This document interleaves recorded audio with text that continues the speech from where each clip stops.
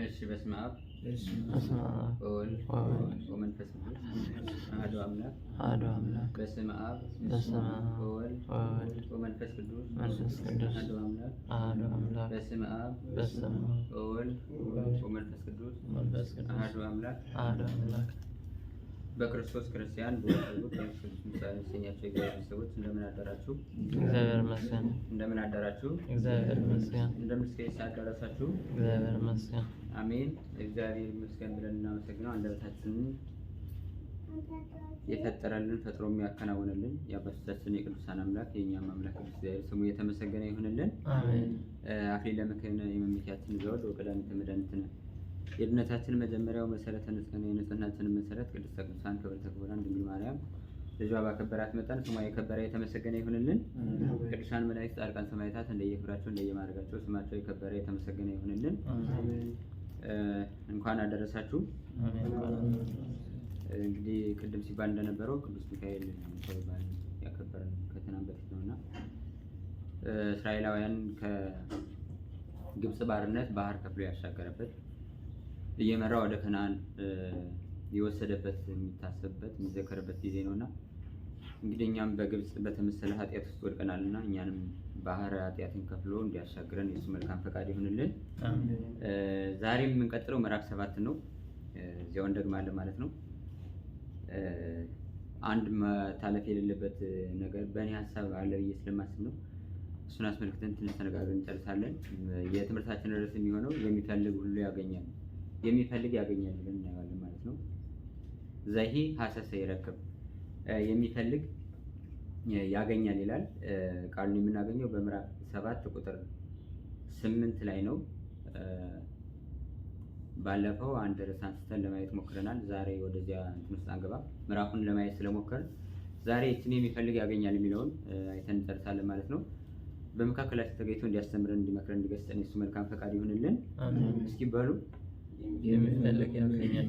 የሚፈልግ ያገኛል። የሚፈልግ ያገኛል። ድገሙት። የሚፈልግ ያገኛል። እሺ ሰልሱት። የሚፈልግ ያገኛል። እንግዲህ ቃለ ሕይወት ያሰማልን። እዚህ የመጣ ነው እንግዲህ ሁላችንም ክርስቶስን ፍለጋ ነው አይደል? እግዚአብሔርን ፍለጋ፣ መንግስተ ሰማያትን ገነትን ፍለጋ ነውና በምን መንገድ ነው መፈለግ ያለብን፣ እንዴት አስተማረን ክርስቶስ የሚለውን ዛሬ እናያለን ማለት ነው።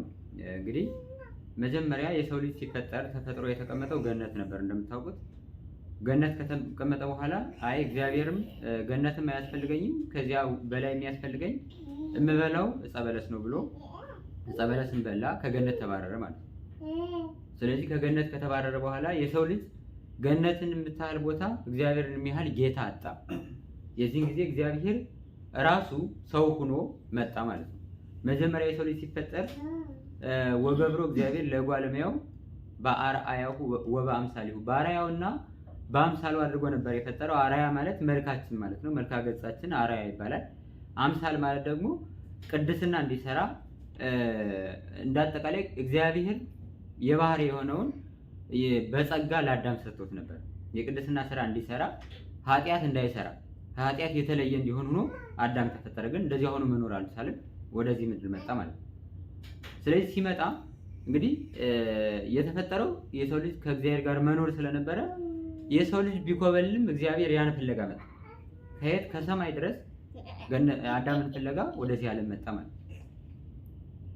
ስለዚህ ሲመጣ መጀመሪያ መጥቶ ያረፈባት ማረፊያው ማናት? ቅድስት ድንግል ማርያም ናት። ስለዚህ እዚያ ካረፈ በኋላ በሷ ማኅፀን 9 ወር ከ5 ቀን ከቆየ በኋላ 33 ዓመት ከ3 ወር አዳምን ሲፈልገው ቆየ። እንደው በጣም አይገርማችሁም ክርስቲያኖች? አሁን እግዚአብሔር የሚያህል ጌታ ከሰማየ ሰማያት መጥቶ 33 ዓመት ከ3 ወር ፈልጎ አዳምን አገኘው ማለት ነው። አዳምን ወደ ቀደመ ክብሩ ፈለገው፣ ወሰደው ማለት ነው። ወደ ገነት መለሰው ማለት ነው። አሁን እኛ እኮ የሆነች ነገር 33 ዓመት ከ3 ወር አይደለም እንዴው 33 ደቂቃ አስበን ካልተሳካ፣ ሰርተን ካልተሳካ ይሄ ነገር እግዚአብሔር አልፈቀደውም፣ ይሄን ያህል ጊዜ ለፋለው እንዴ ብለን ወክ አድርገን እንተዋለን።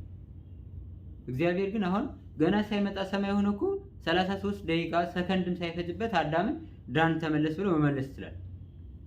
ግን መጥቶ እንደው ምን ይላል? ልህቀ በበህቅ እንዘይቲ እዘዝ ለአዝማዲሁ፣ ለዘመዶቹ እየታዘዘ በጥቂቱ አደገ ይላል። ልክ አምላክ ነኝና እለቱን ልደግ ሳይል እንደ ሰውኛ እንደኛ እንደ ደካማ ሰው ሆኖ እለት ልክ ሰው እንደሚያድገው ማደግ አደገ ማለት ነው።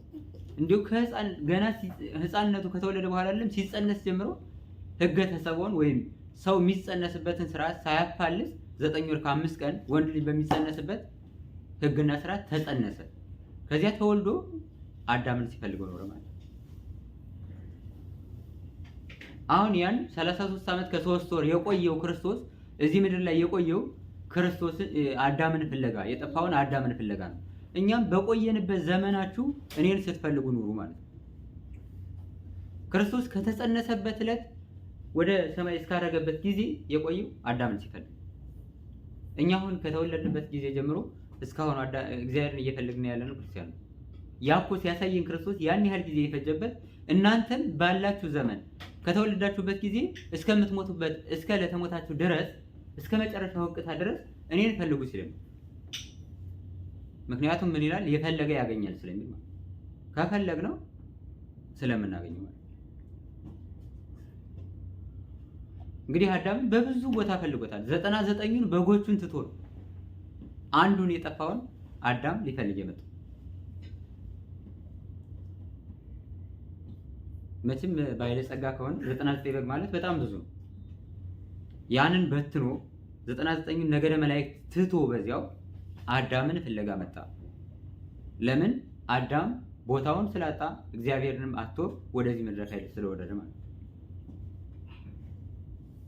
ስለዚህ እግዚአብሔር ደግሞ ሲፈልገው በጣም ብዙ ጊዜ ፈጀበት። እኔ በጣም ሳስበው ግርም የሚለኝ 33 ዓመት ከ3 ወር አንድ ነገር መፈለግ በጣም የሚገርም ነገር ነው። እኛውን 33 ዓመት ከ3 ወር የፈለገው ነገር ፈልጉ ብንባል ከዛሬቱ ቀን ጀምሮ 33 ዓመት ከ3 ወር ተጨማሪ ጊዜ ልስጣችሁና የምትፈልጉትን ነገር አንድ ነገር ብቻ ፈልጉ ብንባል ረስተ ነው ያንተ ተምን ነገር 2-3 ነገር መፈልጋችን አይቀርም።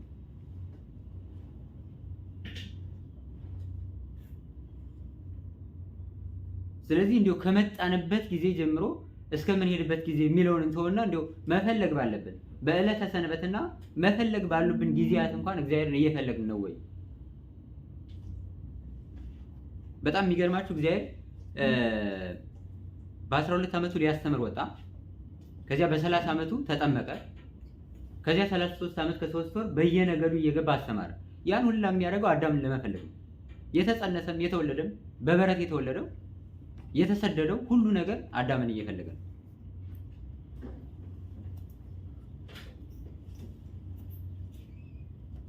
ግን በመሃል ገና ሰብአ ሰገል መጥተው በበረት ሰግደውለት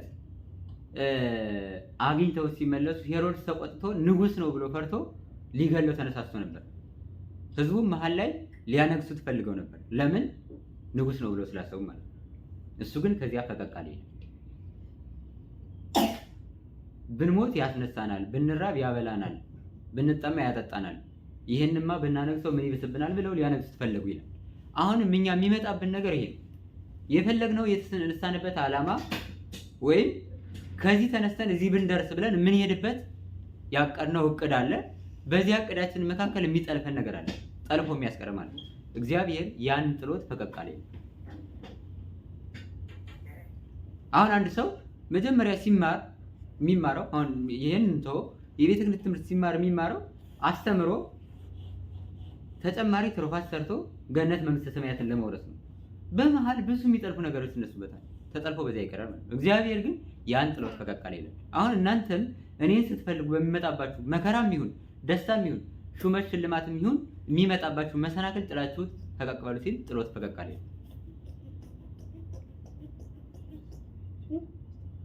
ሐዋርያቱን ቀን ቀን ሲያስተምራቸው ይውላል። ቀን ቀን ምሳሌ እየመሰለ ሲነግራቸው ሲያስተምራቸው ይውላል። ማታ ማታ ሄዶ ሲጸልይ ያደርጋል።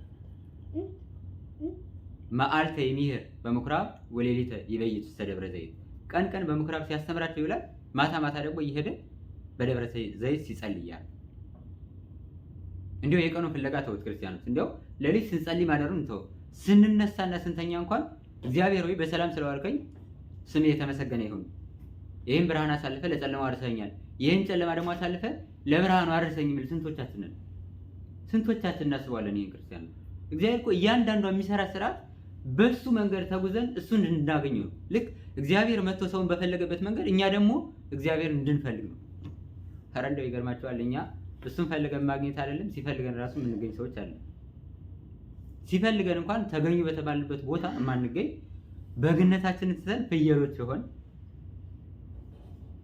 እኔ በጣም የሚደንቀኝ እግዚአብሔር የመጣ አዳምን በበግ መስሎ ነው አይደል? 99ን ትቶ አንዱን የጠፋ በግ ሊፈልግ መጣ ነው የሚላል። ስለዚህ አዳምን ያገኘው በጉ ነው። መጨረሻ ላይ ክርስቶስ ሲመጣ በቀኝ እንዲቆም ሆኖ ማለት። ምክንያቱም በደሉን ክሶ በመስቀል ላይ ተሰቅሎ ደሙን አፍሶ ስጋውን ቆርሶ አዳም ወደ ገነት ተመልሷል። ሲመጣ እንደነበረ ሆኖ አገኘው ማለት። ምንም በኃጢአት ቢወድቅም በግነቱ ሳይለቅ አገኘው። እኛ ብዙዎቻችን ግን ፍየል ሆነን በግነታችን ለቀን ሌላ ቦታ ተሰማርተን የበግ መሰማሪያ ሌላ ደልዳላ ቦታ ነው፣ የፍየል መሰማሪያ ቅጠል ስርኩታ የበዛበት ሌላ ጫካ ውስጥ ነው።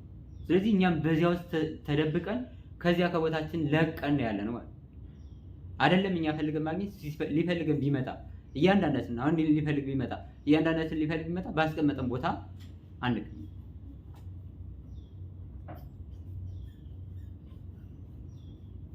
እንደው ክርስቶስን በጣም ብዙ ቅዱሳን፣ ጻድቃን፣ ሰማዕታት፣ ደናግል፣ መነኮሳት ሁሉ የፈለገ እንግዲህ ፈልጎ ባያገኝ እንኳን እግዚአብሔር በቸርነቱ ሞልቶለት ራሱ እንዲገኝ ይሆናል። ራሱን መግለጥ ይችላል። ራሱን መሰወር የሚችል አምላክ ስለሆነ ይገለጥላቸዋል። ሰማዕታትም ደማቸውን አፍሰው ስጋቸውን ቆርሰው ገነት መንግስተ ሰማያት እንዲወርሱ ያደርጋል። ጻድቃንም ድምፀ አራዊቱን ጸባጋኑን ታግሰው እንዲወርሱ ያደርጋል። እና ክርስቶስን ከፈለጉ ሰዎች ቀዳሚ ሆኖ የሚነሳው ቤተክርስቲያናችን አብርሃም ከለዳዊ ወይም አብርሃም የሃይማኖት መሰረት የሚባሉ እንግዳ ተቀባይ የነበረው አብርሃም እሱ ቀዳሚ ነው። ለምን ከተባለ በዚያን ዘመን እግዚአብሔርን የሚያመልክ ሰው ጠፍቶ ሁሉም ጣዖት አምላኪ ሆኖ በነበረበት ሰዓት የአብርሃም አባት እንኳን ሳይቀር ታራ ይባላል። እሱ ጣዖት እየጠረበ ጣዖት እየሸጠ በዚያ በሚተዳደሩበት ዘመን አብርሃም ጣዖት እየወሰደ የሚሸጥ በነበረበት ዘመን ያን ጣዖቱን ቀጥቶ እግዚአብሔርን ፈለገ። ያን ጣዖት ወስዶ ይገርማቸዋል ገበያ ላይ ግዙ ይችላቸው የሚገዛው ሰው አጣ። ከዚያ ተመለሰ፣ ተሸክሞት ተመለሰ። ሲመለስ እንዴ አንተ አምላክ ከሆንክ እንግዲህ ረቦኛል አብላኝ፣ ጠምቶኛል አጠጣኝ አለ። ሊያጠጣው አልቻለም። ምክንያቱም አይን እያየው የማያይ ጆሮ እያለው የማይሰማ አምላክ ነው ተሸክሞ የሄደው። የተመለሰውም ያን መቼም ይዛችሁት የሄዳችሁትን ነገር ዛት ትመለሳላችሁ። አሁን በአጸደ ስጋ እያለን የሰራ ነው ስራ ኋላም ከተነሳን በኋላ ዘነው እንመለሳለን ማለት ነው። ትንሳኤ ዘጉባኤ ላይ ያንኑ ዘን እንነሳለን።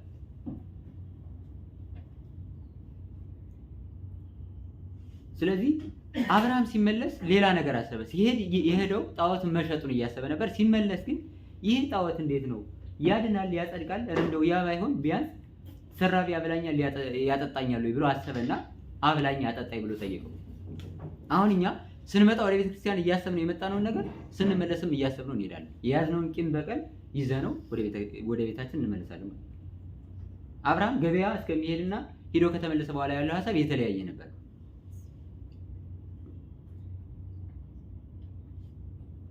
የኛ ቤተክርስቲያን ከአብርሃም ገበያ በላይ እንግዲህ በኖህ መርከብ ነው የምትመሰለው። እንደውም ቅዱስ ዮሐንስ አፈወርቅ ምን ይላል? በኖህ መርከብ መስሎ የኖህ መርከብ ውስጥ ያለውን ሙሉ እንስሳቱ፣ አራዊቱን፣ ሰውን ሁሉ እንዳይሞቱ አደረገች። ግን ሲወጡ ልክ እንስሳውም እንስሳ፣ አራዊቱም አራዊት፣ ሰውም ሰው እንደሆነ ነው የወጣ። የኛ ቤተክርስቲያን ግን ተኩላ የነበረው በግ ሆኖ እንዲወጣ ታደርጋለች። መናፍቅ የነበረው አማኒ እንዲሆን፣ ከሃዲ የነበረው እስከ ሞት ድረስ የታመነ መስቀል ላይ ደሙን የሚያፈስ ስጋውን የሚቆርስ እንዲሆን አድርጋ ታወጣዋለች ማለት። እኛ በጣም ብዙ ቀን ቤተክርስቲያን ተመላልሰናል። ስንመለስም ያውነ ስንመጣ የያዝነውን ነገር ሳንጥለው ይዘነው እንመለሳለን። ነገም ስንመጣ እንደዚያው ከንቱ የሆነ መመላለስ፣ ከንቱ የሆነ ክርስቶስን ፍለጋ እና አብርሃም እንደዚህ ብሎ አሰበና አብላኝ አጠጣኝ ሲለው እንደዚህ አላረግለት ሲል አይ እንዲያውም እኮ ሲጀመር በዕለተ ሰሉስ የተፈጠረ እጽ ነህ እኔ አላስተውል ልብ አላደርግ ብዬ ነው እንጂ ብሎ ያን ቀጥቅጦ በድንጋይ ሰበረው። መጀመሪያ ክርስቶስን የሚፈልግ ሰው ያለውን ኃጢአቱን ቀጥቅጦ መስበር መጣል አለበት። ያን መበጠስ አለበት። ተተልትሎ የታሰረበት ማይሰር በጣጥሶ ካልሄደ ክርስቶስ ሊፈልግ አይችልም። አብርሃም መጀመሪያ ያደረገው የያዘውን ጣዖት ሰባብሮ ጣለ። ከዚያ ክርስቶስ መፈለግ ይችላል ማለት ነው። አልታሰረም፣ መንቀሳቀስ ይችላል፣ ማሰብ ይችላል። ስለዚህ መጀመሪያ እኛን ክርስቶስ እንዳንፈልግ ያደረገን ነገር የትኛው ነው ብለን ያን መፈለግ አለብን። ያን ፈልገን ካገኘን ያን ቆርጠን ከጣልነው ክርስቶስ ማግኘት በጣም ቀላል ይሆናል ማለት ነው። ያን ሰብሮ ከጣለ በኋላ እንግዲህ በውሃው አመለከ፣ በነፋሱ አመለከ፣ በብዙ ነገር አመለከ። ግን ሁሉንም ተፈጥሮ ሲገታው ሲከለክለው አየ። ውሃውን ተራራ ሲመልሰው አየ፣ ነፋሱንም ተራራ ሲጋርደው አየ። እንግዲህ በታች አሁን ብዙ ነገር ፈልገናል። እስካሁን በጣም ብዙ ተስፋ ያደረግናቸው ሰዎች ከጎናችን፣ ከፊታችን፣ ከኋላችን አድርገን የተማመንባቸው ሰዎች ይኖራሉ። እነዚያ ሊያድኑን አልቻሉም። አምና አሉም ብለን የተመካንባቸው ሰዎች ዘንድሮ የት እንዳለን ራሱ የሚያስታውሱን አይመስለኝም። አብርሃም እንደዚያ ሲሆንበት ከመሬት ያለው ነገር ተስፋ ሲያስቆርጠው ወደ ላይ አይኑን አቀናና ወደ ሰማይ በፀሐይ ማምለክ ጀመረ። ወደ ፀሐይ ሲመለከት ፀሐይን አየ። አሃ ይቺ ብርሃን ትሰጣለች፣ ብርሃኗ ኃያል ነው። ስለዚህ ይቺን ማምለክ አለብኝ ብሎ በፀሐይ አመለከ። ያቺ ፀሐይም እንግዲህ በምስራቅ ከወጣች በምዕራብ መጥለቋ አይቀርምና ፀሐይዋ ጠለቀችበት።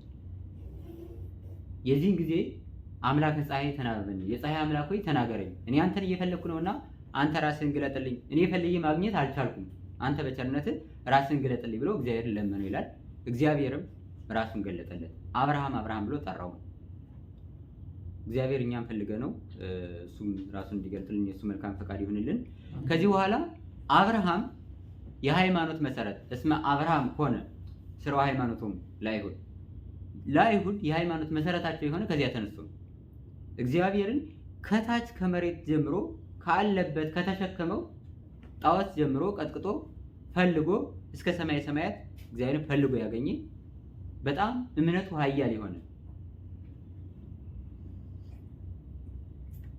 እምነቱ ብቻ ሳይሆን ከተመሳቀለ መንገድ ላይ ቤቱን ሰርቶ የወጣ የወረደውን ያለፈ ያገደመውን እንግዳ እየተቀበለ ያበላ ያጠጣ የነበረ መጨረሻ ላይ ይፈልገው የነበረው አምላክ መጥቶ በሱ ቤት የተገኘ ታላቅ አባታችን። እኔ በጣም የሚገርመኝ ምንድነው በረታችን የፈለገ ያገኛል። ይኸው እግዚአብሔርን ሲፈልገው ነበር አብርሃም። እግዚአብሔርን ማግኘት አላማው ነበር። ለዚያም ቤተሰቦቹን በሙሉ ዘመዶቹን ጥሎ ከካራን ወጥቶ በከነዓን ነው። እግዚአብሔርን ሲፈልገው ነበርና እግዚአብሔር ደግሞ የፈለጉትን ነገር መስጠት ልማድ ነው ይላል መጽሐፋችን። የፈለጉትን ነገር ማሟላት መስጠት ልማድ ነውና አብርሃም ቤት መጥቶ ተገኘ። አብርሃም የፈለገውን አገኘ አላገኘም? አብርሃም የፈለገው እግዚአብሔር ማን እንደሆነ ኃያልነቱ፣ ጠብቆቱ፣ መግቦቱ እንዴት እንደሆነ ማወቅ ነበረ። እግዚአብሔር መጥቶ በሱ ቤት ተመገበ። በጣም ይገርማል። መጥቶ ወይፈኑን ሰውቶ ሳራ ቂጣ አንጉታ በአብርሃም ቤት ተመግቦ ሄደ። አሁን እግዚአብሔር የሚመገብ ሆኖ አለ። አብርሃም ዓላማው እንግዳ መጥቶ መጋበዝ ስለነበር፣ የተራበ ማብላት፣ የተጠማ ማጠጣት ስለነበረ ሰይጣን መንገድ ላይ ቆይቶ እንግዳውን እየገመሰ እየመለሰ አብርሃም 3 ቀን በራብ ሞቶ ስለነበር አብርሃም እንዲበላ ይፈልገው የነበረው አምላክ መጥቶ አብርሃም ፈልገው አብርሃም እንዳይሞት እግዚአብሔር ከሰማያ ሰማያት ወርዶ በአብርሃም ቤት ተገኘ።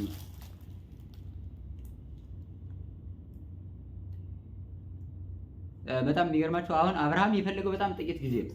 እግዚአብሔር የፈለገው በጣም በጥቂት ጊዜ ነው። እግዚአብሔር የገለጠለት ራሱን በጥቂት ጊዜ ነው። እግዚአብሔር አዳምን የፈለገው ግን 33 ዓመት ከ3 ወር። ሁለቱን አነጻጽሩ። እያንዳንዱን አሁን ቅድም ሳነብ ሰምታችኋል አይደል?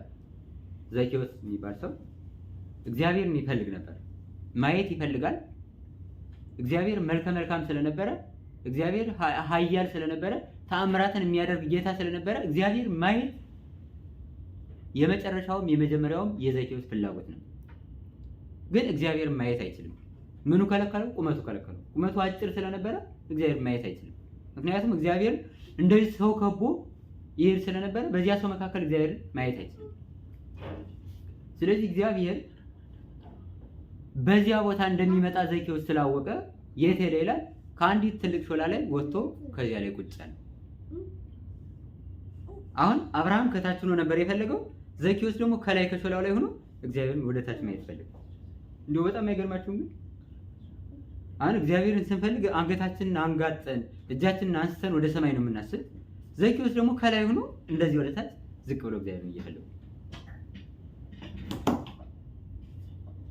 ግን ያም ፍለጋ ነው፣ ያም መሻት ነው። እግዚአብሔር መሻቱን አየ። የልቡናችንን መሻት እግዚአብሔር ያያል። ከዚህ በኋላ ዘኪዎስ ሆይ ፈጥነህ ውረድ፣ ዛሬ በአንተ ቤት ድህነት ተደረገ። ዘኪዎስ ፈጥኖ ወረደ፣ በሱ ቤት እግዚአብሔር ገባ። ዘኪዎስ ፈለገ፣ እግዚአብሔርን አገኘ። ማለት የፈለገ ያገኛል። ዘኪዎስ በዚያ ሾላ ተሰቅሎ እግዚአብሔርን አገኘ። እግዚአብሔርም ለቤቱ ለሱ ብቻ አይደለም ለቤቱ በአጠቃላይ ድህነት አደረገ። እንዲያው በጣም የሚገርመኝ ዘኪዎስ ሲገባ ቤቱ እግዚአብሔር ተከትሎት ገባ። ከገባ በኋላ ምን አለ? እግዚአብሔር ሆይ የሰረኩት የቀጠፍኩት ነገር ካለ በአንድ አራት አድርጌ እመልሳለሁ አለ። አሁን እግዚአብሔር መጥቶ በእኛ ቤት ቢገባ እግዚአብሔር ሆይ እስካሁን የሰራነውን ኃጢአት በዚህ ኃጢአት ፈንታ በአንድ አራት አድርገን የትሩፋት ስራ እንሰራለን እንላለን። እንደ ቀላል ማሰብ የለብንም ክርስቲያኖች። ዘኪዎስ በአንድ ቀን ሳይሰበክ ሳይማር ስጋውን ደሙን ሳይቀበል ምንም ሳያደርግ ገና ክርስቶስ ሲገባ እግዚአብሔር ሆይ ይቅር በለኝ፣ እስካሁን የሰራሁትን ኃጢአቴን ይቅር በለኝ፣ እንዲያውም ከገንዘቤ ግማሹን ለነዳያን እመጸውታለሁ፣ ደግሞ እንደገና ሰርቼ ቀምቼ ቀጥቼ ያመጣሁት ገንዘብ ካለ እሱንም በአንድ አራት አድርጌ እመልሳለሁ። እኛ በአንድ አራት አይደለም በአንድ አንድ እንኳን መመለስ አንችልም። እስካሁን ላጠራቅምነው ኃጢአታችን ለተሸከምነው ሰንኮፍ እሱን እንኳን ቀደን መጣል አንችልም። ዘኪዎስ ክርስቶስ እንደገባ ያደረገው ያ። ከዚህ በኋላ እግዚአብሔር ለዚያ ቤት ድነት አድርጎ ተመለሰ ማለት። ዘኪዎስ በሾላ ሲፈልገው እግዚአብሔር በቤት ተገኘ። አብርሃም በሰማይ እግዚአብሔር ወዴት አለ ብሎ ሲጠይቀው እግዚአብሔር መጥቶ በአብርሃም ቤት ተገኘ። ስለዚህ እግዚአብሔር ከፈለግነው ማግኘት ያለብን ቦታ ብለን ካሰብነው በተለየ እኛ ባልጠበቅነው ባላሰብነው ቦታ ድረስ ወርዶ ይገለጥልናል፣ ወርዶ እናገኛለን። ለሰው ሲል እግዚአብሔር ሰው የልቡናውን መሻት አይቶ እግዚአብሔር መጥቶ በአብርሃም ቤት በዘኪዎስ ቤት ተገኘ ማለት፣ በኃጢአተኛው በዘኪዎስ ቤት ተገኘ። እንዲያውም ክርስቶስ የተከሰሰበት አንደኛው ምክንያት ይሄ ነው። እንዴት ከቀራጮች ከኃጢአተኞች ቤት ትገኛለህ? ከነሱ ጋር እንዴት አብረህ ትበላለህ? ተብሎ ተከሷል። ይኸው ዘኪዎስ በአንድ ጊዜ ወጣ ከሾላ ላይ ክርስቶስን አግኝቶ ተመለሰ፣ ወረደ። እኛ በጣም ብዙ ቀን ከፍታ አለበት ብለን ካሰብነው ገዳም፣ ከፍታ አለበት ብለን ካሰብነው የወንጌል አገልግሎት፣ በጣም ብዙ አገልግሎቶች፣ የዝማሬ የብዙ ነገር አገልግሎት ወጥተን እናውቃለን። ግን ክርስቶስን ይዘን ወርደናል ወይ? በጣም ህሊናችንን ከፍ አድርገን እዚያ ቦታ እዚያ ገዳም ደርሰን ከተመለስ ከእግዚአብሔር ጋር ታርቀን ኃጢአታችንን ጥለን ከእግዚአብሔር ጋር በህብረት እንኖራለን ብለን አስበን የሄድንባቸው ብዙ ገዳማት አሉ። እግዚአብሔር ከፈለግነው የማይታጣ አምላክ ስለሆነ አግኝተነው እንመለሳለን። በዕለቱ እግዚአብሔር ከፈለግነው በላይ ሆኖ ይገለጥልናል። እኛ ባናየው እሱ ባርኮን ቀድሶን እንመለሳለን። ግን የያዝነውን ነገር ሳንጥለው ቆይተናል። እንደ ዘኪዎስ ያለን በአንድ አራት አድርገን መልሰን እንደተመለስን ቀርተናል ነው? ተመልሰን እዚያው ቦታ ላይ ነው። እኛ አሁን 30 ዓመት 40 ዓመት ከዚያም በላይ ሆኖናል። ክርስቶስን እየፈለግነው ነው። በተቻለ መጠን እሑድ መተን ቢሆን በተቻለ መጠን እንዲሁ ክርስቶስን አረሳ ነው። በክርስቶስ ክርስቲያን ተብለን የምንጠራ ሰዎች ነው። ግን ክርስቶስን ማግኘት አልቻልንም። ለምን? ክርስቶስን መፈለግ ባለብን ሕግና ስርዓት እየፈለግነው ስላልሆነ። አሁን ብዙዎች ክርስቶስን ፈልገውታል። በስጋዊው ጊዜ ቅድም ያነሳሁት ነገር አለ። የአምስት ገበያ ህዝብ ካበላ በኋላ የአምስት ህዝብ ካበላ በኋላ አበርክቶ እንግዲህ በልተው ጠጥተው ጠገቡ። ከጠገቡ በኋላ 12 መሶብ ተነሳ። ይህን ማንገስ አለብን ብለው አሰቡ። ለምን? ሆዳቸው ሞላ። ሆዱ ሲሞላ ሰው የሚያስበው ያ ሰው የተሻለ ነው ብሎ ያስባል። አሁን ባለጸጋንም እኮ የምናከብረው የምናመሰግነው ካበላን ከጠጣን ነው አይደል? የፈለገው የቤተክርስቲያን ከሚመጸውት ባለጸጋ በላይ እውነቱን ስንነጋገር የሚያበላ የሚያጠጣ ባለጸጋን እንወዳለን። ለምን? ሆዳችንን ስለምንወድ ማለት እና እናንግሰው ብለው ፈለጉት። እሱ ወተግህሰ እምኀቤሆሙ ከነሱ ፈቀቅ አለ። ከዚያ እሱ የት ሄደ? ባህር ላይ ሄደ ይላል። ሐዋርያት ተከተሉት። የቀሩት ሰዎች ሲፈልጉ ዋሉ፣ ሊያገኙት አልቻሉ። ለምን? ይፈልጉት የነበረ ሆዳቸውን ስላበላቸው፣ ሆዳቸውን ስለሞላላቸው፣ ሁልጊዜም ሆዳቸው ሳይጎል እንደጠገሙ እንዲኖሩ ነው እንጂ ክርስቶስን አምላክ ወልደ አምላክ ብለው አምነውበት አልነበር። እኛም የምንፈልገው አሁን ምናልባት የሥጋ ፈቃዳችን ሲጎልብን፣ ፍላጎታችን ሳይሟላ ሲቀር የሆነ ነገር ሲሆን ስለሆነ ከዚህ በኋላ ሲፈልጉት አጡት ይላል። ይኸው ፈልጎ ማጣት እንደዚህ ነው። ከዚያ ክርስቶስ በዚህ የለም በዚያ በባህሩ አጠገብ አለ ሲሏቸው በመርከብ ሂደው ከዚያ አገኙት ይላል። አሁን እነሱ የሚፈልጉበት ቦታ ሌላ፣ ክርስቶስ ያለበት ቦታ ሌላ ሆነ። እኛ ክርስቶስን የምንፈልግበት ቦታ ሌላ ነው፣ ክርስቶስ ያለበት ቦታ ሌላ ነው። አሁን ክርስቶስ ከዚህ ያለ ከዚያ የሌለ፣ ከዚያ የሌለ ከዚህ ያለ ሆኖ አይደለም። ግን እኛ የልቡናችን መሻት ፍላጎታችን ክርስቶስ ለማግኘት የበቃ የተዘጋጀ ስላልሆነ ነው። ከዚህ በኋላ ከዚያ ከባህሩ ሄደው አገኙት። ባህር የቤተ ክርስቲያን ምሳሌ ነው። ምን አልኳችሁ? ባህር የቤተ ክርስቲያን ምሳሌ ነው። ባህር እንዲያው እና ቤተ ክርስቲያን በብዙ ነገር ምሳሌነት አላቸው። አንደኛው ባህር የቤተ ክርስቲያን ምሳሌ የምትሆንበት እንግዲህ ባህር የማትጎል ባህር ብሎ ይመስላታል ቅዱስ ዮሐንስ አፈወርቅ። ቤተ ክርስቲያን የማትጎል ባህር ናት ይላል። ለምን ከተባለ ብዙ ቅዱሳን ብዙ ሊቃውንት ከብዙ ጊዜ ጀምረው እየመጡ በረከት ያፍሳሉ፣ ግን አይጎልም። የእግዚአብሔር ጸጋ የሚጎል አይደለም። ብዙ ሊቃውንት ተነስተዋል። እነ ቅዱስ ዮሐንስ አፈወርቅ፣ እነ ቅዱስ ቄርሎስ፣ ከእነ ቅዱስ ጴጥሮስ ጀምሮ በሐዲስ ኪዳን በብሉይ ኪዳን ብዙ ነቢያት ነበሩ፣ ግን የእግዚአብሔር ጸጋ የሚጎል አይደለም። ስለዚህ የማትጎል ባህር ናት። ስለዚህ አሁን በየብሱ ላይ እስካሁን ፈለግነው 30 ዓመት 40 ዓመት ፈልገነዋል። ብዙ ተመላልሰናል። የብስ ማለት በደረቅ ልቡና በደረቅ አእምሯችን በእኛ ብቻ በፈለግነው መንገድ ሂደን ክርስቶስ እናገኛለን ብለን ባሰብነው ሀሳባችን ክርስቶስን ፈልገን ማግኘት አልቻለም። እንደዚያ ካልሆነ ወደ ባህሩ መሄድ አለብን ማለት ነው። ባህር ማለት ወደ ቤተክርስቲያን ሂደን ክርስቶስን በዚያ በቤተክርስቲያን መፈለግ አለብን። በዚያ ስንፈልገው እናገኛለን። ይኸው ባህር ላይ ሂደው አገኙ። በየብስ ላይ ሲፈልጉት ካጡት በኋላ በመርከብ ተሳብረው ሂደው ባህር ላይ ያገኙት ማለት ቤተክርስቲያን ሂደን ቤተክርስቲያን መሄድ እንኳን ባንችል በቤተክርስቲያን ሕግና ስርዓት ተጉዘን ክርስቶስን ከፈለግነው ክርስቶስ ሩቅ አይደለም፣ እዚሁ ቅርባችን። እንደውም በሐዲስ ኪዳንማ አማኑኤል ማለት እኮ እግዚአብሔር ምስሌነ፣ እግዚአብሔር ከኛ ጋር ነው ማለት። እግዚአብሔር ከኛ ጋር ነው ማለት ከቅድስት ድንግል ማርያም ከስጋዋ ስጋ ከነፍሷ ነፍስ ነስቶ ከኛ ጋር አንድ አካል አንድ አምሳል ሆነ ማለት። በ40 በ80 ቀናችን የተቀበልነው አማናዊ የሆነውን ያን ከቅድስት ድንግል ማርያም የነሳውን ስጋና ደም ከኛ ጋር ሆኖ እሱን ማግኘት አልቻለም። እሱ ከኛ ጋር ቢሆን እኛ ከሱ ጋር መሆን አልቻልንም። ስለዚህ የፈለገ ሁሉ አግኝቶ እንዴት እኛ ሳናገኝ እንቀራለን? ክርስቲያን የፈለገ ያገኛል ከተባለ እኛ እንዴት ማግኘት ተሳነን?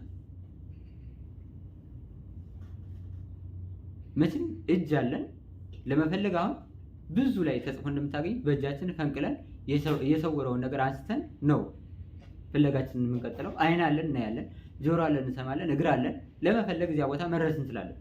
ምሉ አካል አለን፣ ግን ክርስቶስን ማግኘት አልቻለም። እንዴት ብናንስ ከአይነ ስውሮች እናንሳለን? ክርስቲያኖች አይነ ስውሮች እኮ ክርስቶስ መጥቶ ክርስቶስ በዚህ ይመጣል ሲባል የሆነ ቦታ ላይ ይቆዩታል። ከዚያ ይቆዩና ተሳሃለን እግዚኦ ወልደ ዳዊት፣ የዳዊት ልጅ ክርስቶስ ሆይ ማረን፣ ይቅር በለን፣ ራራልን ብለው ይጮሃሉ። የዚህን ጊዜ ሄዶ መዳን ትወዳላችሁን ብሎ ይጠይቃቸዋል። አዎ እንወዳለን ብለው ይመልሳሉ። አድኗቸው ሄደ የሚል ታገኛለን። እንዲያው በአንድ ወቅት እነሱ ከቤት ነው እየጮሁ ለአይነ ስውር ከቤት መውጣት ብዙ ሩቅ መሄድ አይሳናቸውምና ክርስቶስ ከዚያ ገብቶ አገኛቸው። ክርስቶስ እኛ መጓዝ ባንችል እንኳን በልቡናችን እሱን ከሻት ነው መንቀሳቀስ ባንችል፣ ለምን መስቀል ላይ እንደ ፈያታዊ ዜማን እጅ እግራችን ተቸንክሮ መስቀል ላይ አንውልም? ክርስቶስን ከሻት ነው ከፈለግነው ክርስቶስ እዚያው እኛ ጎን። ይኸው ፈያታዊ ዜማን በቀኝ ተሰቅሎ ነበር። ብቻ እሱ በመንግስት በመጣ ጊዜ አስበኝ ማለት ነበር የሚጠበቅበት። እዚያው ከጎን ሆኖ እነሆ አዳም ቀድመው ገነት ትገባለህ። ብናንስ 38 ዓመት የአልጋ ቁራኛ የደዌ ዳኛ ሆኖ ከወደቀው ከዚያ ከመጻጉዕ ብለን ከምንጠራው ሰው እንዴት እናንሳለን? ክርስቲያን እሱ እንኳን ክርስቶስን አግኝቷል አይደል? እኛ ግን ማግኘት አልቻልንም።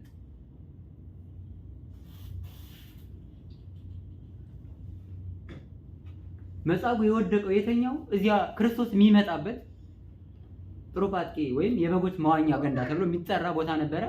ህሙማን ሄደው መልአኩ ቅዱስ ሚካኤል መጥቶ ውሃውን ይባርከዋል። ቀድሞ የወረደው የተጠመቀው ሰው ይድን ነበር። ያን ያውቅ ስለነበረ መጻጉዕ ሄዶ የተኛው እዚያች ቦታ ላይ ነበር። እኛ ስንቶቻችን ስንታመም አሁን የቤተክርስቲያን ጠበል እንጠመቃለን? ስንቶቻችን ወደ ቤተክርስቲያን እንቀርባለን? እንዲህ ቀድመን እንደን መድኃኒት አይደል እንዴ የሀገር መድኃኒት ሰብስበን ያን ስንወጥ የምንኖረው? ስለዚህ ታመን እንኳን ተኝተን ክርስቶስ የት ነው የሚያገኘን? የት ይፈውሰን? እንዲያው እኛ እሱን ፈልገን ማግኘት አይደለም እሱ እንዲያው ፍለጋ ቢመጣ ልጄን ልፈውሰው ላድነው ብሎ ቢመጣ የት ነው የሚያገኘው? ይኸው መጻጉዕ 38 ዓመት እዚያ ላይ ጸንቶ መት አድርጎ ህማሙን ህማም በጣም ብዙ ነገር አለ። 38 ዓመት አለ 38 ሰዓት ታመን ብንተኛ ተነስቶ መታጠብ የለ፣ ተነስቶ መናፈስ የለ፣ መብላት መጠጣት የለ፣ እዚያችሁ ላይ ኩርትም ብሎ መተኛት በጣም ከባድ ነው። መጻጉዕ እዚያው ተኛበት ላይ 38 ዓመት ክርስቶስን ሲጠብቀው ቆየ። ክርስቶስ መጥቶ ተነስና አልጋህን ተሸክመ ሄድ ሲለው አልጋውን ተሸክሞ ሄደ። ደዌም ቢሆን ከነደዌያችን ክርስቶስን መጽናት መጠበቅ አለን። ክርስቶስን መፈለግ አለን። እንዲሁ መጀመሪያ በሽታ ሲመጣበት እንዲሁ አቡነ ዘበሰማያት ሳንደግም አይደል እንዴ ቀድመን እዚያ ሆስፒታል የምንገኝ? ይህ በሽታ በምን ምክንያት መጣብኝ? እግዚአብሔር ሆይ በምን ምክንያት መጣብኝ? ምን ኃጢአት ሰራው? ምን በደል በደልኩ ብለን ከማሰባችን በፊት እግዚአብሔር በዚህ መከራ ውስጥ በዚህ ፈተና ውስጥ እያለው እንዴት ያመኛል ብናላል እንዴ እግዚአብሔርን የምንከሰው?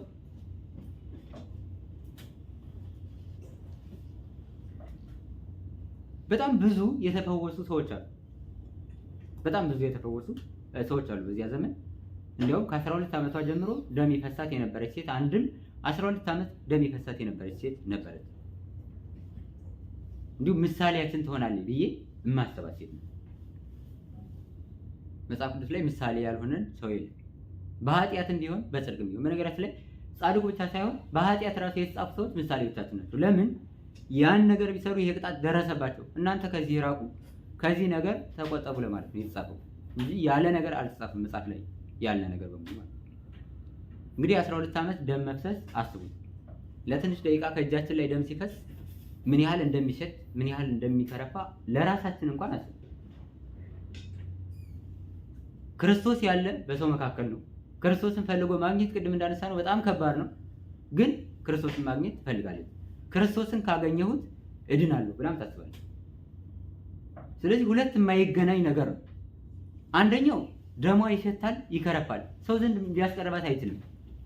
ሌላኛው ደግሞ የበሽተኞች ሁሉ መድኃኒት የሆነውን በመዓዛው ይህን ክርፋቱን የሚያጠፋላትን ክርስቶስን ማግኘት አለባት። ስለዚህ የተለያዩ ሁለት ነገሮች አሉ፣ ግን ከሁለቱ ወደ አንዱ መሄድ አለባት። እሱ ምንድነው ከተባለ ከነ በሽታዋ ያ ደም እየፈሰሰ ከናለው ሽታም ቢሆን ወደ ክርስቶስ መሄድ አለብኝ ብላ ወሰነች። ስለዚህ ወደ ክርስቶስ ሄደች ማለት ነው። አሁን እኛ ልብ አንልም እንጂ የፈለገው ብንከረፋ የፈለገው ኃጢአት ብንሰራ እግዚአብሔር እንደማይጠየፈን እኛ ብቻ ተጋፍተን አሁን ስትሄዱ ወደ ክርስቶስ በጣም ብዙ ነገር አለ። ቅድም እንዳነሳ ነው በጣም የማያስቀርቡ ብዙ ሰዎች አሉ። እንደ ዘኬዎስ እንደዚህ ሴት ማለት ነው። ስንሄድ ብዙ መሰናክል አለብን። ያን መሰናክል እየወደቅን እየተነሳን ቢሆን ማለፍ አለብን ማለት ነው። ወዳጅም ይሁን ጠላትም ይሁን ክርስቶስን እንዳናገኘው መንገድ ላይ ሆኖ ይሄ እንቅፋት የሚሆንብን ሰው አለ። ያን አልፈን መሄድ አለብን ማለት ነው። እሷ በዚያ ሰው መካከል እንዲያ ደም እየፈሰሰ እየወረደ ያ ሽታ እያለ በሰው መካከል ክርስቶስን እየፈለገች ሄደች። ሂዳ በጣም የሚገርማችሁ ከፊቱ የነካሁት እንደሆነ አይቶ ሁሉን አዋቂ አምላክ ስለሆነ ታምንበታለች እና እዋረዳለሁ፣ ስለዚህ እንዳያየኝ በኋላው ሄጄ ልብሱን ነክቼ ድኜ ሳልዋረድ መመለስ አለብኝ ብላለች። አሁን ብዙዎቻችን እንደዚህ ነው ክርስቲያን።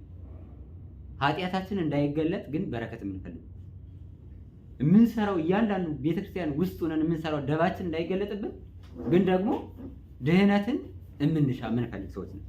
እሷም ያሰበችን ሂዳ የልብሱን ጫፍ በስተኋላው ነካችው።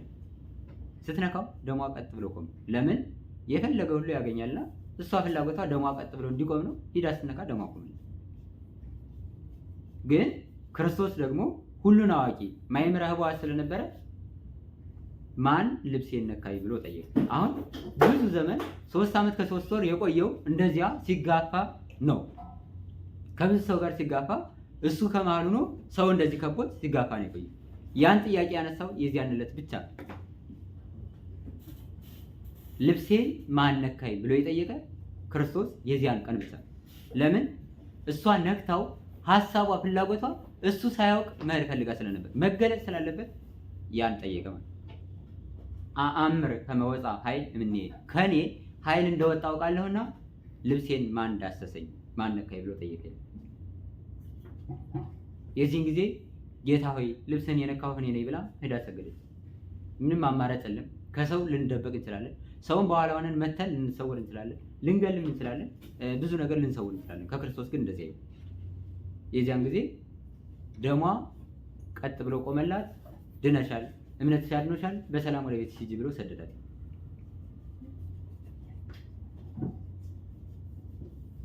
ስለዚህ አሁን ስንመጣኛ ለመዳን እየመጣን ከሆነ ተመሳሳይ ነው። አሁን እኛ መዳን ነው የምንፈልገው፣ ያ ሴት መዳን ነው የምንፈልገው። እኛ ድነን በመጨረሻው ሰዓት ከቅዱሳን መላእክት ከጻድቃን ከሰማዕታት ጋር በህብረት መኖር ነው የምንፈልገው፣ በገነት በመንግስተ ሰማያት አይደል? እሷ ደግሞ ትፈልግ የነበረው ከሰዎች ጋር በሰላም መኖር፣ ሸተትሽን ከረፋሽን ከኛ ሂጅ እንዳይሏት ከሰዎች ጋር በህብረት መኖር ነበር የምትፈልገው። ድና ሄደች፣ ከሰው ጋር በሰላም ኖረች። ስለዚህ እኛ ፍላጎታችን መዳን ከሆነ የሚያድን ስራ፣ የሚያድን ሐሳብ፣ የሚያድን ተግባር መስራት አለብን ማለት። መስራት ባንችል እንኳን መስራት የሚችለውን አምላክ ፈልገን የልብሱ ዘርፍ ማለት ቅዱሳን ሐዋርያት ናቸው። ቅዱሳን ሐዋርያት ያስተማሯቸውን ቅዱሳን አባቶቻችንን አሰረብሉና ተከትለን የነሱን የልብስ ዘርፍ ይዘን መከተል አለብን ማለት። የነሱን መንገድ መከተል አለብን ማለት። አባ ሕርያቆስ ስለዚያ ነው ንነሰ ነተሉ አመርተ ሰናይ ፍኖት በከመ መሃሩነ ሐዋርያት። ሐዋርያት እንዳስተማሩን እኛ የሐዋርያትን መንገድ እንከተላለን ይላል። ስለዚህ አሁን እኛ እየተከተልን ያለነው የሐዋርያትን መንገድ ነውስ ይሄ የዓለሙን ፍልስፍና? ዓለም ላይ መቼም እንግዲህ ፈላስፋን ያልዘረዝርም ከእናንተ በላይ ስለማላውቅ ማለት ነው። አሁን እየሄድን ያለነው በየትኛው መንገድ ነው?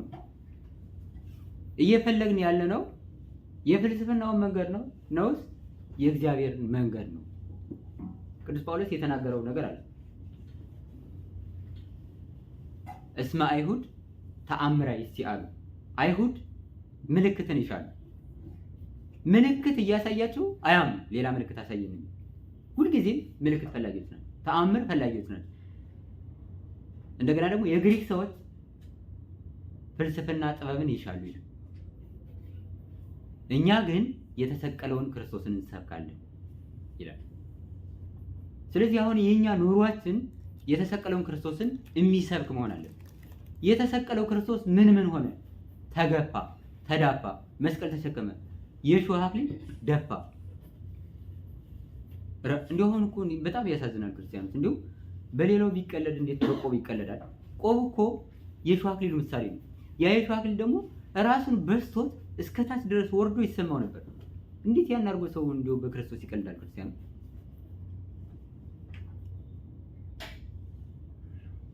እንዴ እጁን፣ እግሩን፣ ደረቱን የተነከረበትን ጎኑን የተወጋበትን መስቀል ይዘን እንዴት በክርስቶስ እንቀልዳለን? እንዲያውም ክርስቶስ የሚዘበትበት አምላክ ነው። ምድራዊ ነገስታት ይፈልጡናል፣ ይቆርጡናል፣ ይቀጡናል ብለን እነሱን እያከበር እንዲሁ በክርስቶስ መዘበት ይሄ ነገር የት ሊያደርሰን ይችላል? ክርስቲያኑ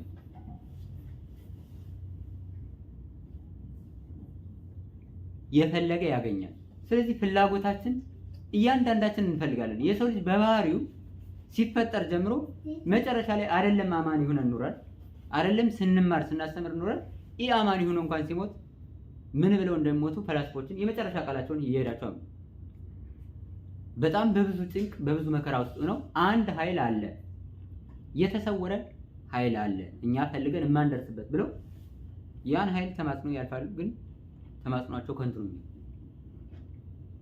መጨረሻ ላይ እንደዚያ ማልቀሳችን መጨነቃችን ላይቀር ካሁኑ ለምን አንጨነቅም? የተፈጠርነው ስሙን ለመቀደስ ክብሩን ለመውረስ እንደሆነ ካወቅን ህሊናችን ከነገረ ከዚያ የሚያወጣ ስራ ለምን እንሰራለን? ከዚያ የሚያናውጥ ስራ ለምን እንሰራለን?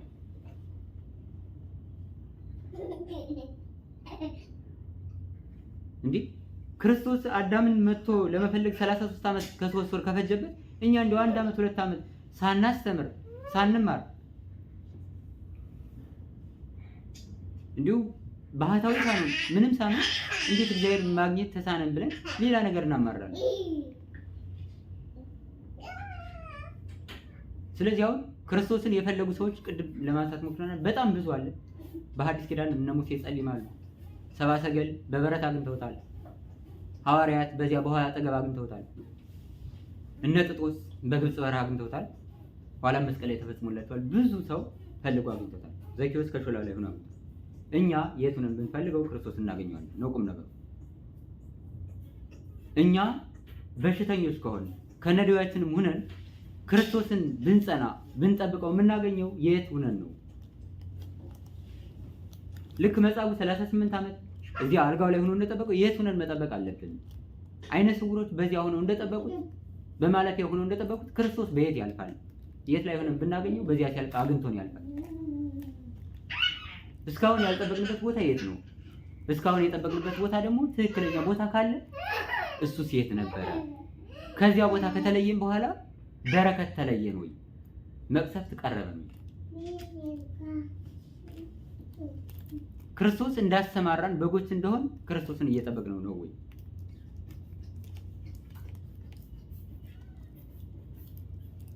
አሁን ቅድም እንዳነሳውላችሁ የሰው ልጅ መጨረሻ ላይ ሲመጣ ወይ ፍየል አለ ወይ በቃ እንደዚህ ሆነ ነው።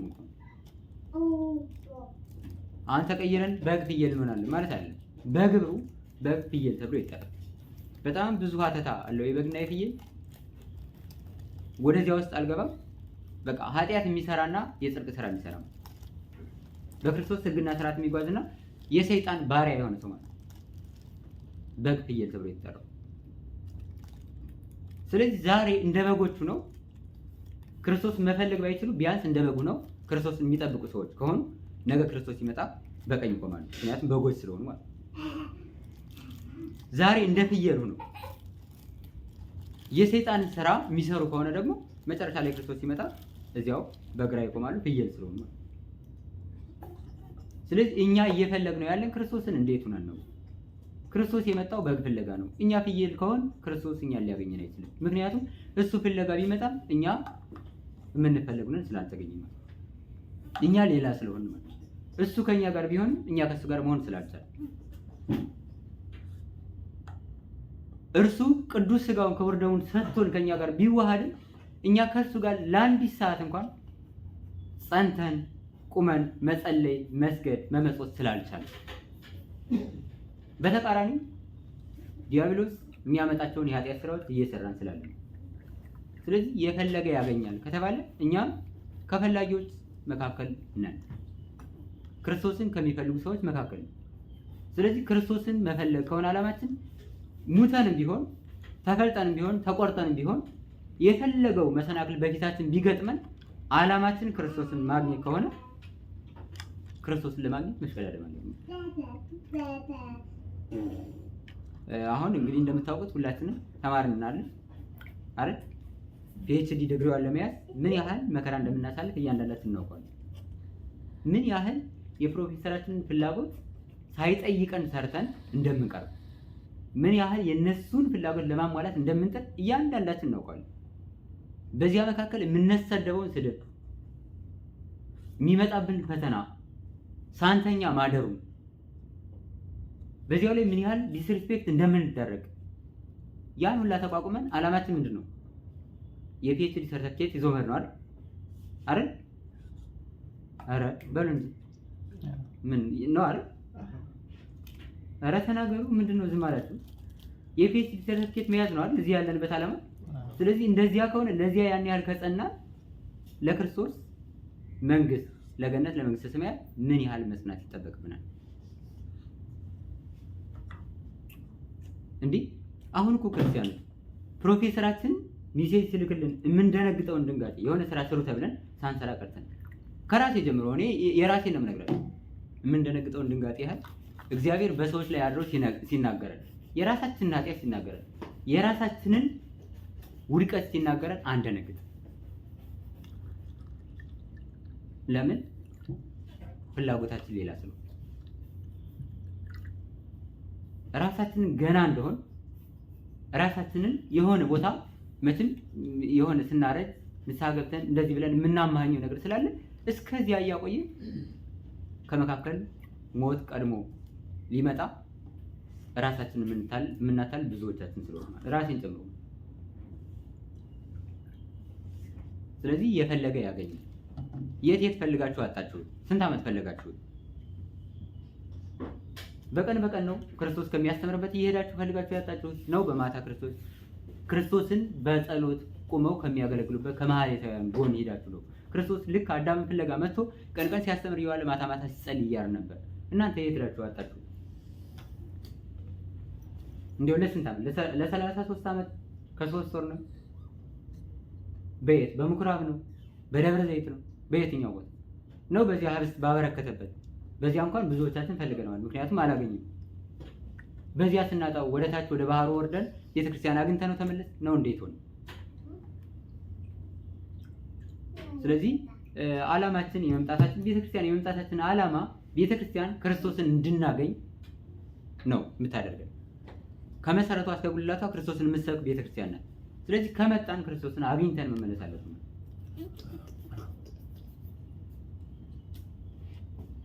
መቼም አንድ ንጉስ እንኳን ቀጥሮን ሄደን አይ ዛሬ የሆነ ስራ አለብኝ ማግኘት አልችልም ቢል ምን ብለን እንደምንመለስ እንዴት እንደምናዝን እናውቃለን። የሰማይና የምድር ንጉስ መገናኛ ድንኳን መተን ሰውና እግዚአብሔር ከሚገናኝበት ከሚጸለይበት ጸሎት የሚነጋገርበት ቦታ መተን ክርስቶስን ይዘን መመለስ አለብን። ክርስቶስን ይዞ መመለስ ማለት ልክ እሱን ይዞ ገልጾ መሄድ አለ። ኃጢአታችንን ጥለን በዚያ በቦታው ደግሞ የጽድቅ ሐሳብ፣ የጽድቅ ፍላጎት፣ የጽድቅ ስራ ይዘን መመለስ ማለት ነው። እንግዲህ እግዚአብሔር በቸርነቱ ከመጣንበት ኃጢአታችን አንጽቶን ስንመለስ በረከታት ይዞ ሰዶን ንስሐ ገብተን ስጋውን በልተን እንደመቀጠል የመንግስት ወራሾች ክቡር ቀዳችን እንድንሆን የአምላካችን መልካም ፈቃድ ይሁንልን። ወስብሐት ለእግዚአብሔር ወለወላዲቱ ድንግል ወለመስቀሉ ክቡር። ይቆየን።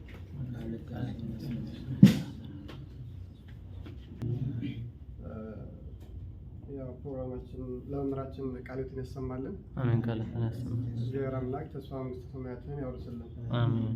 እኛም በተማርነው ትምህርት 30፣ 60፣ 100 ያማረ ፍሬ አፍርተን የስሙ ቀዳሽ መንግስት ወራሽ እንዲያደርገን የእግዚአብሔር መልካም ፈቃድ ይሁንልን። አሜን። ፕሮግራማችን ያው ጨርሰናል። አስተያየት ወይም መልዕክት ካለ እሱን ልቀበልና ጨርሰናል።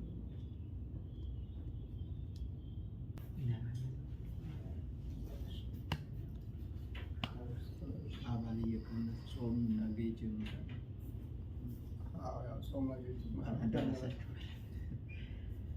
የስልጠናውን እንትን ብትል አሪፍ ነው። ያሉ ሰዎች አንድ የሚሆኑ ሁለት የሚሆኑ ከሌላ ጋር እንትን ብለው ቢሆን አንድም ሰው ፍላጎት ያለው ካለ የተተኪ መምህር ነው የፕሮግራም መሪ ባይታጠፈ ጊዜ እንትን ባይጥሩ እሱን እንትን ብትሉ።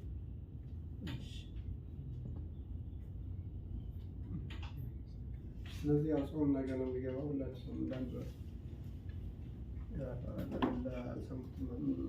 ምንገራቸው ፕሮግራማችን ጨርሰናል።